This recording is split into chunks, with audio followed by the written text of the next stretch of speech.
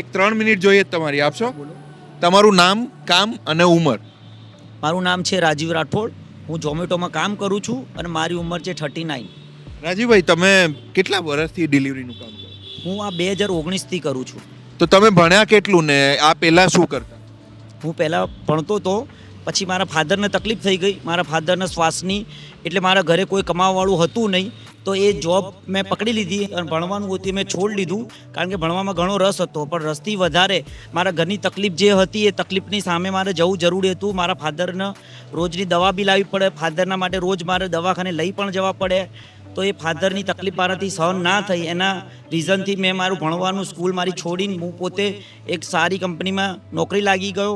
એ નોકરી લાગ્યા પછી એ મારી સેલેરી ઓછી હતી, તો એના સિવાય હું બીજી એક જગ્યાએ બી નોકરી લાગ્યો ધોબીના. ત્યાં મેં પ્રેસ કરી 6 મહિના સુધી. એ જોબ છોડ્યા પછી હું ઝોમેટોમાં લાગ્યો. અચ્છા, તો ઝોમેટોમાં લગભગ કેટલું કમાઈ લો તમે? ઘર કેવી રીતે ચાલે? ઝોમેટોની અંદર મારું મહિનાનું 35,000 થી 40,000 રૂપિયાનું કામ થાય છે. ઘરમાં કેટલા લોકો? ઘર કઈ રીતે? મારા ઘરમાં 4 જણા છે. મારી મમ્મી છે, મારા વાઈફ છે, મારી 2 છોકરી છે અને હું છું.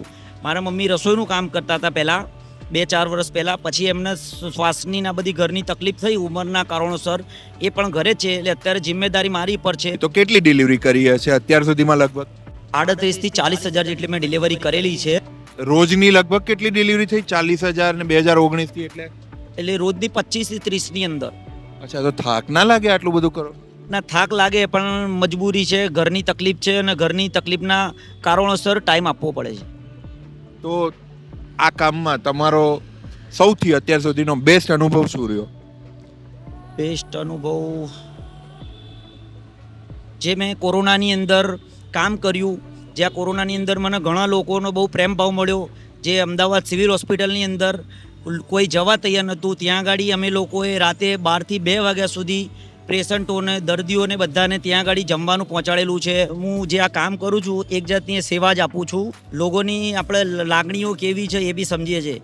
કેટલા લોકોનો ઓર્ડર આપવા જઉં છું તો બિચારા રડતા બી ઓર્ડર મારી સાથે એ લોકો લે છે, કે એમના ઘરે કોઈ દિલ્હીથી કે મુંબઈથી બહારથી ઓર્ડર કર્યો હોય છે, ઘરે કોઈ હોતું નથી, જારી ખોલી શકતા નથી, તો હું એમને મદદ કરું છું જારી ખોલીને આપીને.